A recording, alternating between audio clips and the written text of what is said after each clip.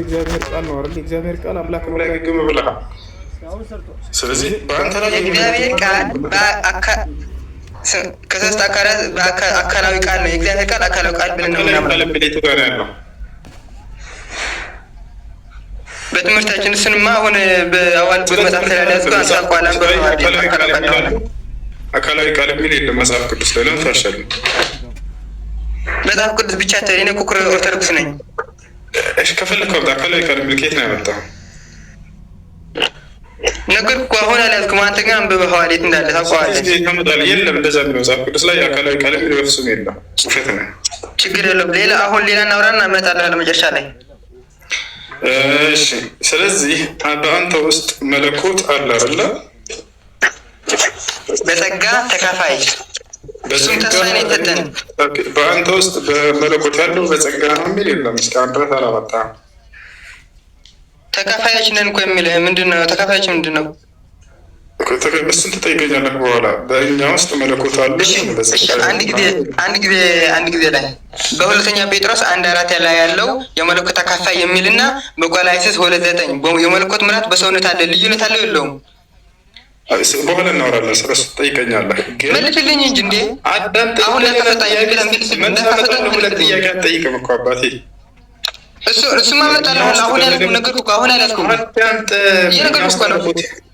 አዳምጥ። ለምን አታዳምጥም ታዲያ? ከተናገርክ በኋላ በእኛ ውስጥ መለኮት ያለው በጸጋ ነው የሚል ቃል ልታመጣ አልቻልክም።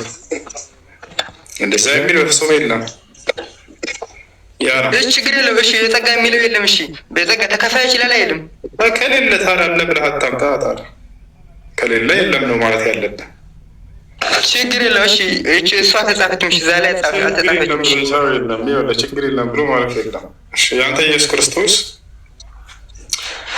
የክርስቶስ አምላክነት እንደው ልቀበልህ እንኳን ብንል አምላክ ነኝ ባይልም እንዳንተ ሀሳብ እንዳው ብንሄድ የጸጋ አምላክነት እንጂ የመለኮት አምላክነት የለውም። እሱ ራሱ መጀመሪያ የጠየቁን መልስልኝና ጠይቀኛለህ።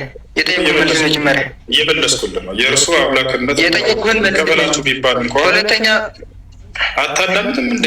ከጠየቅ በኋላ አንተ ማዳምጥ እንጂ አንተ ብቻ ከሆነ አይደለም የምታወራኝ። እኔም እኮ ላወራ ነው እዚህ ቆም። ምንም ማድረግ አይቻልም። ማዳመጥ አይፈልግም። እንቀበላችሁ ችግር የለውም። እሺ አምላክ ነኝ ባይልም ኢየሱስ ክርስቶስ ብንቀበላቸውም አልኩህ ብቀበልህም አልኩህ አምላክነት ለሁለት ከፍሎ ያስቀምጠዋል መጽሐፍ ቅዱስ። የጸጋ አምላክነት አለ። ሙሴ አምላክ ነው አይደለም? ና ጌታን ምሳሌ እንድትረዳ ይሰማል። ሙሴ አምላክ ነው አይደለም? የጸጋ አምላክ ነው። የጸጋ የክርስቶስ አምላክነት አምላክ ነው። ክርስቶስ አምላክ ነው። ምን አይነት አምላክነት ነው? እርሱ አምላክነት የአምላክነት አምላክ ሰው የሚገዛለት የሚመለከው የሚያመልከው ለራሱ የሚገዛ አምላክ አለ የለውም? ስማ ዝም ብለህ አንተ እንደፈለገው ልትወስድ ትችላለህ። በመጽሐፍ ላይ ምናምን እሺ የኢየሱስ ክርስቶስ ራሱ የሚያመልከው አምላክ ካለው የእሱ አምላክነት የጸጋ አምላክነት ነው እኮ ማለት ነው። ሌላ አምላክ የለም። ከማን ሌላ? ከኢየሱስ ሌላ? አዎ ከኢየሱስ ሌላ አምላክ የለም። አብ አምላክ ነው አይደለም? ስማኝ፣ ኢየሱስ ቃል ነው አይደለ? ስማኝ፣ ኢየሱስ ቃል ነው አይደለም? ኢየሱስ ቃል ነው አይደለም? እንድመልስልህ ኢየሱስ ቃል ነው አይደለም? አንተ እንደገና ጥያቄ በመጠየቅ ሳይሆን አብ አምላክ ነው አይደለም? እውነትን ልንገርህ በጣም የምታውቅ መስለኝ ነበር ከእፎይ ጋር ሳይ። አሁን እኔ እንኳን ማሸነፍ ያልቻልክ እንዴት ነው አንተ? እኔ እኮ ማሽን እንዴት ነው አንተ? አይሽ ማጊ ሰላም፣ እንዴት ነሽ? እሺ መግለጥ ጥያቄሽ ምንድን ነው? አይሽ እሺ እንዴት ናችሁ? ሰላም ነው? አልሐምዱሊላህ። በዚህ አጋጣሚ እሱ አድናቂ ነኝ ማለት ትዕግስት በጣም ደስ ይለኛል እና ወደ ጥያቄ ልግባ። እሺ ጥያቄሽ ምንድን ነው? አንደኛ ነገር ያኔ የእስልምና መሰረቱ ምንድን ነው? የእስልምና መሰረቱ የትእዛዛት ሁሉ ፊተኛና መጀመሪያ የሆነው አንዱን አምላክ ያንን አንዱን አምላክ በብቸኝነት ማምለክና መገዛት ነው። ነቢይ ሙሐመድ ሰለላሁ ዐለይሂ ወሰለም ማስረጃ ሲናገሩ ቡኒየል ኢስላም ዐላ ኸምስ ሸሃደተን ላ ኢላሀ ኢለላህ። የእስልምና የመጀመሪያው ትእዛዝና መሰረት አንድና ብቸኛ የሆነውን አምላክ በብቸኝነት ማምለክና መገዛት ነው አለ። ይህም የነቢያቶች ሁሉ ትምህርት እንደሆነ ታውቃላችሁ። ስለዚህ የመጀመሪያው የእስልምና መሰረት አንድና ብቸኛ የሆነውን አምላክ ማመን፣ እርሱም በፍጹም በብቸኝነት መገዛት ይህ ነው። እሺ ከነቢዩ መሐመድ በፊት የነበሩ ነቢያቶች ያንን እንዳስተማሩ እንዴት ነው ማወቅ የሚቻለው? ማለት ቁርአን የመጣው በኋላ ነው። ከዛ በፊት የነበሩትን እንደዚህ ብለው ነበር ለማለት ምን ማስተማመኛ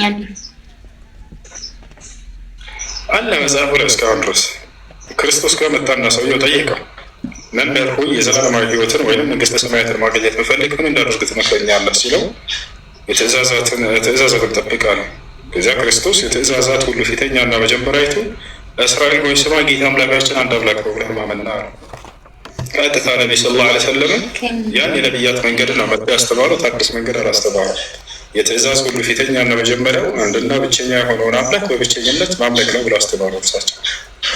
ሙሴም ይሄን ያስተማረው። ስለዚህ ኢየሱስ ክርስቶስ ለእናንተ ማለት እና ብቸኛ እውነተኛ አምላክ አንተ ነህ ብሎ ለአምላኩ አመላክቷል። ዮሐንስ ወንጌል ምዕራፍ 17 ያንን አምላኩን አምላካቸው አድርጋለሁ ብሎ አምላክ እንዳታስተምር ማነው? ኢየሱስን አምላክ ተቀበለዋለህ? ማነው? ያው ኢየሱስን አምላክ የአብርሃም የይስሐቅ የያዕቆብ አምላክ ኢየሱስን አምላክ አላህን በደንብ እንቀበላለን። እግዚአብሔር አምላክ ነው። ክርስቲያኖች ናቸው። እግዚአብሔር አምላክ ነው። ለአምላክ እግዚአብሔር ነው ብሎ ኢየሱስ አላስተማረም። ኢየሱስ አምላክ አላህ ነው ብሎ ያስተማረ። አላህ ማለት እኮ የአረበኛ ቋንቋ ስለሆነ ነው እንጂ ወደ ሌላ ቋንቋ ቢተረጎም ትርጉሙን ይላል።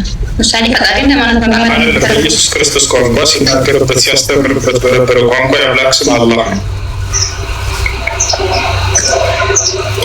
አላህ ነበር። እናሳይሽ።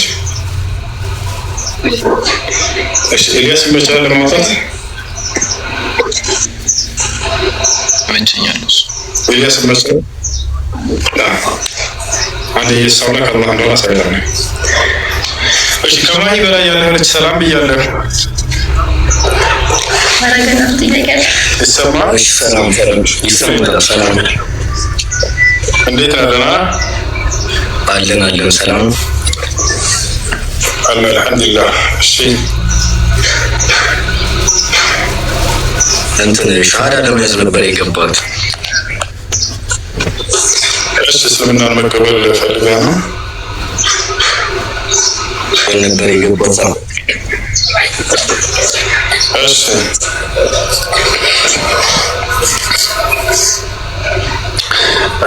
ሻሃዳና ሲይዝህ እስካሁን እየሰማሁ ነበር። ከታች የገቡ ሰዎች ይበላ ነበር እና ማስረጃ ላሳየህ ነው። ስማኝ፣ እስካሁን ከታች በሴት ገንዘብ ነበር እየተቀበለ የሚኖረው እና ማስረጃ ላሳየህ። አንዴ እኔ በማስረጃ የገቡት ሰዎች ሉቃስ ወንጌል ተበዳሽ ና ሉቃስ ወንጌል ምዕራፍ 8 ከቁጥር 3 ላይ አውጣለት። ኢየሱስ ክርስቶስ አምላክ በሴት ገንዘብ ነበር እየከፈለ የሚኖረው። በማስረጃ ላሳየህ ነው። እኔ ያለ ማስረጃ ላወራ ማን ታወራ? ዝም ብለህ እኔ ያለ ማስረጃ ላወራ። ሉቃስ ወንጌል ምዕራፍ 8 ቁጥር 3 ያወጣለት። ቆይ ነው በማስረጃ ላሳየህ አንድ ጊዜ። ለምን ወጣህ? ኢየሱስ ክርስቶስ በሴት ገንዘብ እየተቀበለ ሲኖር እንደነበርና ልናሳየህ ነው። ሉቃስ ወንጌል ምዕራፍ 8 ቁጥር 3 ምን ይላል? አንዴ እናንብበው። ቁጥር 3 ላይ የሄድሮስ አዛዥ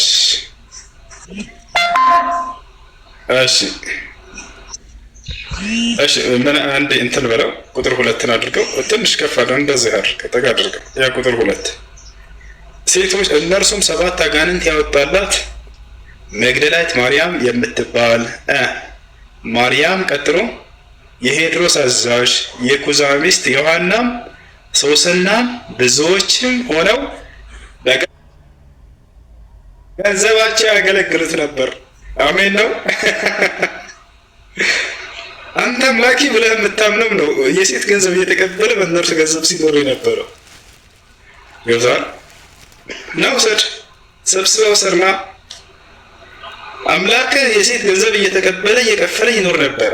ያ በማስረጃ በገዛ መጽሐፍ ላይ የአንድ ሴት ብር አልነበረ የሚቀበለው የብዙ ሴቶች ገንዘብ እየተቀበለ ይኖር ነበር ብለው ሐዋርያቶቹ አገልጠውታል። እስከ ከይቅርታ ጋር ክርስቶስ ዒሳ ዓለይሂ ሰላም በፍጹም በሴት ገንዘብ አልኖርም፣ ሰርቶ ነበር የሚኖረው።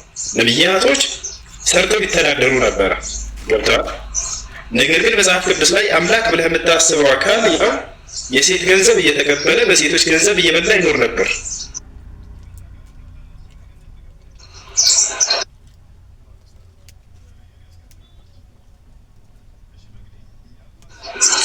ጭራሽ አጋንንት ያወጣላቸውና ገንዘብ ተቀብሎ ይላል። አላህ ሙስተዓን። ኤልያስ ቀጥልላቸው። እሺ መቅዲ የአላህ ስም ማን ነው? ኢየሱስ ክርስቶስ የአምላክ ስም አላህ እንደሆነ ያስተማረበት ቦታ ሊያሳይሽ ነው። ኤልያስ ቀጥልላት። እሱ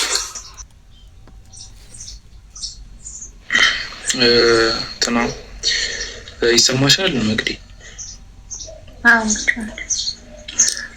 እሺ ኢየሱስ ክርስቶስ ማለት ነው የምን ቋንቋ ተናጋሪ እንደነበረ ታውቂያለሽ? ምን ተብሎ እንደሚታመን ይሰማሻል? ይሰማሻል? ያኔ በሶስት ቋንቋ ነው ተናገረ ምናምን ነው የማውቀው። የቋንቋው ስም አራማይክ ነው። እሺ እንደሆነ የሚገለጸው እና ኢቨን በአራማይክ ማለት ነው ዕብራይስጥ ነው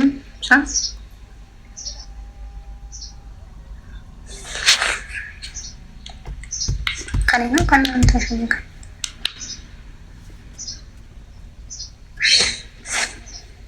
እንኳ ብትመለከቱ ዮሐንስ ወንጌል ምዕራፍ 17 ያው ቁጥር 3 ላይ ማለት ነው አምላካችን አንድ አምላክ አምልኩበት የሚለው ማለት ነው። ባይብል ላይ አይተሻል? በአራማይኩ ምን እንደሚል አላህ ብሎ ነው ያስቀመጠው። ኢቨን ባይብል ማለት ነው። እኔ ጋር ቆርጧል። አይታያችሁም እንዴ ቪዲዮ? ከእኔ ነው ካንተ አይሰማም? ይሰማል? ድምጽ ይሰማል ግን ጽሁፍ አይታይም። ይታያል እያሉ እኮ ነው ከስር።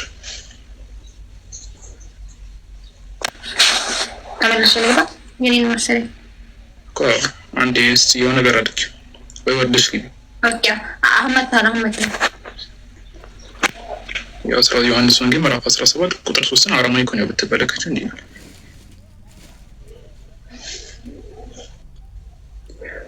ወርዳለች አይ ቲንክ እና ብዙ ነው።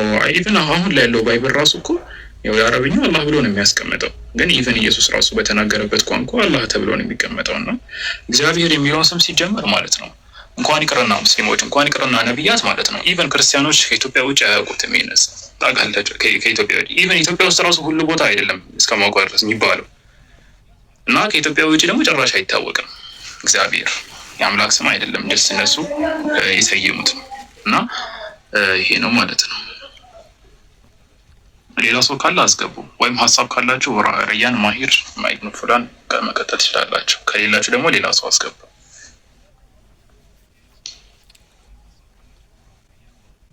ሞዴሬተሮች አንተና መቅዲም አለች አስገቧት እስከተመቸት።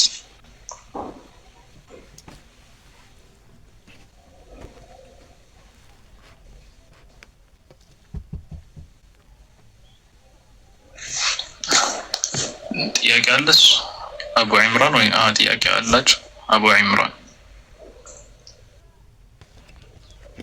ግን አላወኩም። ምናልባት ቤተሰብ ሊሆን ይችላል የነዘለ ሰው ማለት ነው። አሻውን የገባው ጥያቄ አለ?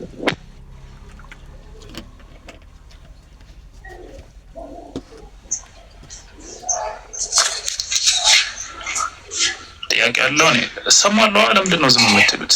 ይከበር አለው ይሰማል። እሺ እንዴት ነው?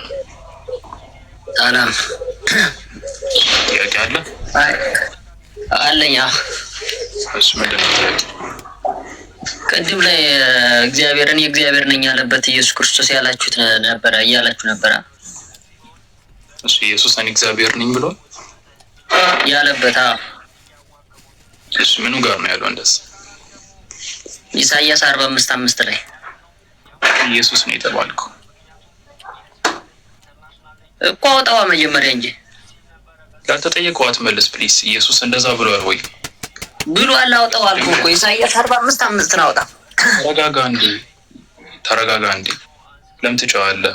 እኛ ቤት መተህ እኮ መጫወት ሲጀምር አግባብም አይደለም። ሲቀጥል ደግሞ ኢየሱስ ነበረ እንዴ በብሉይ ኪዳን ዘመን?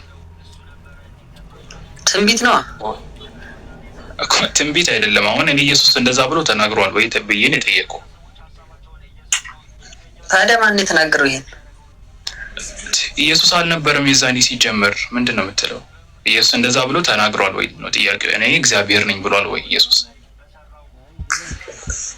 በሚገባ እኮ ማስረጃ ካለ እሱን አቅርብ። ተረጋጋ። እኔና አብ አንድ ነን ብሏል። ለምሳሌ አልጠየቅኩም። እኔና አብ አንድ ነን ብለዋል ወይስ አላለም? አብዬ አልጠየቅኩም። የጠየቅኩህ እግዚአብሔር ነኝ ብሏል። ይሄ ማለት ምንድን ነው? ምን ማለት ነው የሚለው እግዚአብሔር ነኝ ማለት ነው። እኔና አብ አንድ ነን ማለት ምን ማለት ነው የሚለውን ራሱ ጋር ስንመጣበት እናወራለን። እሱን አልጠየቅኩም። አሁን እኔ ጠየቅኩህ እኔ እግዚአብሔር ነኝ ብሏል ወይ ነው ባጭሩ። በሚገባ ብሏል። አዎ እሺ፣ እሱ ማስረጃ ጥቀስ። ይሄው እኔና አብ አንድ ነን ማለት እኮ እግዚአብሔር ነኝ ማለት ነው። ከገባ አንተ ልጅ እየሰማኸኝ ነው አምልህን? እሱ ራሱን የቻለ ጥያቄ ነው። እኔና አብ አንድ ነን ምን ማለት ነው የሚለው ራሱን የቻለ ነጥብ ነው። አሁን እኔ ጠየቅኩ ኢቭን ማለት ነው። ስማኝ አንዴ። ኢቭን እኔና አብ አንድ ነን የሚለው የኢየሱስን አምላክነት ቢያሲዝ እንኳን የኔ ጥያቄ እሱ አይደለም። ያሲዛሉ ሳያሲዝም አይደለም። የኔ ጥያቄ እግዚአብሔር ነኝ ብሎ ተናግሯል ወይ ወይም እንደዛ ብሏል ወይ ነው ኢየሱስ? ይኸውልህ እኔና አብ አንድ ነን ማለት እኔ እግዚአብሔር ነኝ ማለት ነው አልኩህ። ታዲያ ከዚህ በላይ ምንድን ነው?